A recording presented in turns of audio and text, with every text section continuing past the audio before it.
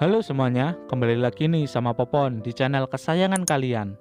Di video kali ini, sesuai requestan kalian, Popon akan membahas alur cerita dari film Marionette.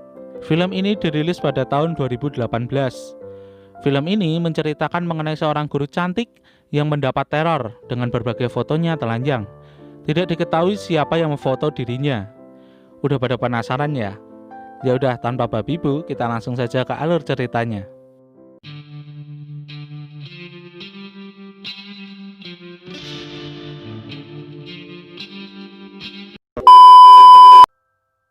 Di awal film kita diperlihatkan dengan karakter Minya yang sedang bersiap-siap ke sekolah. Setelah sekolah, Minya ketemuan dengan pacarnya di taman. Kemudian mereka langsung pergi ke karaokean untuk nyanyi lagu dangdutan bersama-sama.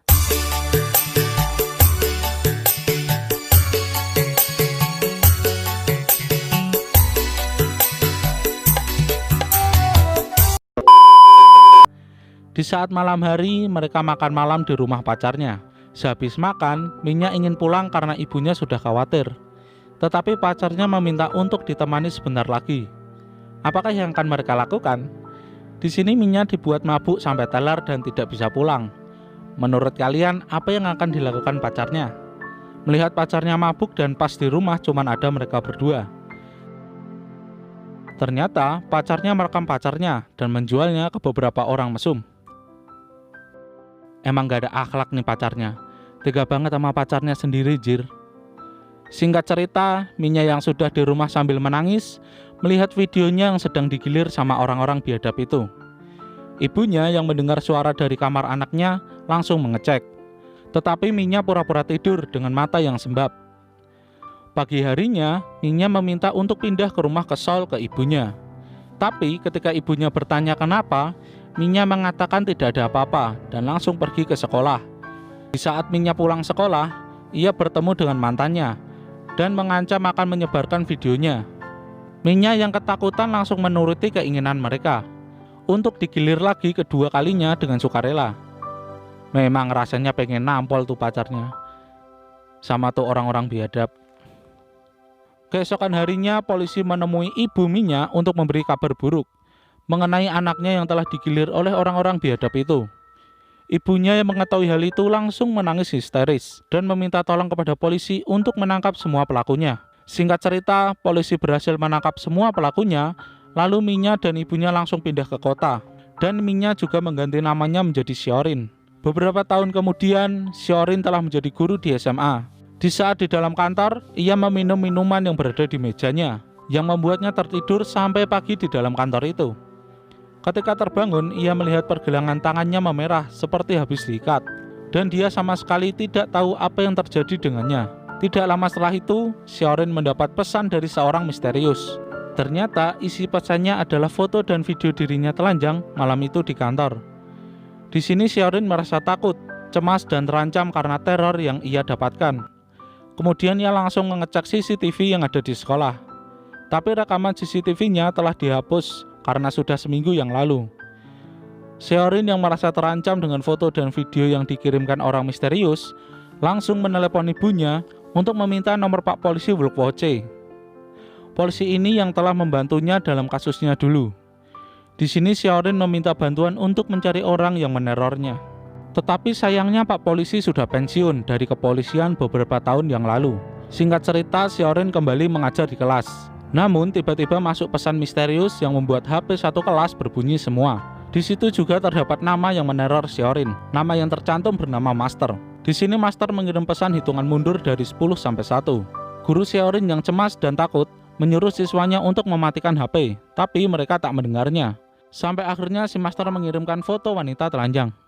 Kemudian satu kelas langsung tertuju ke satu siswi tersebut. Karena malu, siswi itu langsung berlari keluar ruangan. Di sini Siorin menyuruh ketua kelas untuk mengumpulkan HP lalu mengajar siswi itu. Mereka berdua lalu mengobrol mengenai masalah ini. Kemudian Siorin menyarankan agar dia lapor polisi.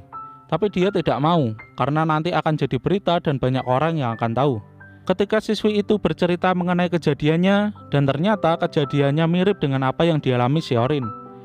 Tidak lama setelah itu, Xiaorin mengobrol lagi dengan siswi yang terkena masalah tadi. Dia bernama Si Jin. Di sini Si Jin menceritakan tentang pacarnya yang seorang ketua kelas bernama Dong Chen. Dong Chen mengajaknya untuk berfoto vulgar dan mengajaknya swadipapap di rumah. Tapi tanpa disadari, Dong Chen merekam aksi swadipapap mereka secara diam-diam. Si Jin yang sedang melihat-lihat laptop Dong Chen langsung terkejut melihat video swadipapap mereka yang direkam diam-diam, dan Si Jin menghapusnya. Si Jin juga kaget melihat banyak sekali foto vulgar cewek. Malam harinya, Xiaorin mengikuti kemana saja ketua kelas yang bernama Dong Chen pergi bersama teman-temannya, sampai dari kafe dan tempat hiburan malam.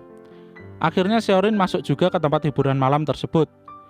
Tapi sayangnya ketika memata-matai, Xiaorin ketahuan dan dikejar oleh mereka. Untungnya dia diselamatkan oleh Pak Polisi yang membantunya dulu. Walaupun Pak Polisi itu sudah pensiun, tapi dia akan membantu mencari orang yang menerornya. Lalu Pak Polisi menangkap salah satu orang yang mengejar Xiaorin dan langsung menginterogasinya. Di sini Pak Polisi banyak mendapat informasi dari latar belakang Dong Chen, rekaman video, sampai nama pemimpinnya. Keesokan harinya Pak Polisi mengajak Xiaorin ke kafe untuk memberitahu informasi mengenai masalah Xiaorin. Tetapi ketika perjalanan pulang, Xiaorin langsung terdiam lemas melihat foto dan videonya akan disebarluaskan ke publik. Kemudian saat Xiaorin mandi sembari mainan HP, dia mendapatkan video yang memperlihatkan Si Jin yang diikat di kursi dan dilecehkan oleh sekelompok orang yang meneror mereka. Di sini mereka meminta Xiaorin untuk pergi ke gedung tua guna menyerahkan diri agar Si Jin dapat dibebaskan. Xiaorin pun langsung menuju ke gedung tua tersebut dan langsung meminum obat tidur yang sudah disiapkan. Xiaorin yang pingsan langsung diikat di kursi dan dikelilingi oleh orang yang menerornya. Ketika sudah terbangun, Xiaorin langsung mengetahui salah satu yang memakai topeng itu adalah Dong Chen, ketua kelas di kelasnya. Karena Xiaorin sudah terlanjur menyerahkan diri, ia meminta untuk membebaskan Si Jin. Tetapi ternyata Si Jin adalah pemimpin dari kelompok mereka, dan semuanya adalah rencana Jin. Di sini Xiaorin diperlakukan tidak sopan oleh Si Jin. Lalu semua yang telah Jin ceritakan ke Xiaorin adalah kebohongan untuk menjebak Xiaorin. Dong Chen ternyata dimanfaatkan oleh Jin, dan ternyata mereka melakukan hal itu demi mendapatkan uang. Tak lama setelah itu, Pak Polisi yang dulu menolong Xiaorin datang seorang diri menyelamatkan Xiaorin dan melawan mereka semua. Tapi Pak Polisi kalah karena mereka semua menggunakan kayu dan senjata. Untungnya bala bantuan datang dan langsung menangkap mereka semua tanpa terkecuali. Tapi di sini identitas dari Master belum terungkap. Polisi lalu mengecek HP anak tadi untuk mencari tahu tentang Master. Tapi ketika berhasil dilacak dan datang ke rumah si Master, ternyata si Master seorang bocil. Dalang dibalik semua kasus ini ternyata seorang bocil. 1 bulan yang lalu Masternya yaitu ayahnya. Tapi karena ayahnya sudah ketahuan polisi dan anaknya tahu tindakan ayahnya, ternyata anaknya lalu menggantikan menjadi Master tanpa sepengetahuan semua orang. Lalu cerita pun selesai. Tunggu ending yang tak diduga. Nah itu guys sebagian besar alur cerita film Marionette 2018. Menurut Popon, film ini menarik dan sangat menarik emosi Popon. Pelajaran dari film ini adalah banyak sekali kejahatan di sekitar kita. Bahkan bisa jadi orang yang paling dekat dengan kita yang menjahati kita. Dan juga setiap perbuatan selalu ada pertanggungjawaban. So, segitu dulu alur cerita kali ini. Bagaimana pendapat kalian? Dan mau request film apa lagi? Silahkan tulis di komentar, Popon akan buatkan alurnya satu persatu. Oke, Popon undur diri, bye-bye.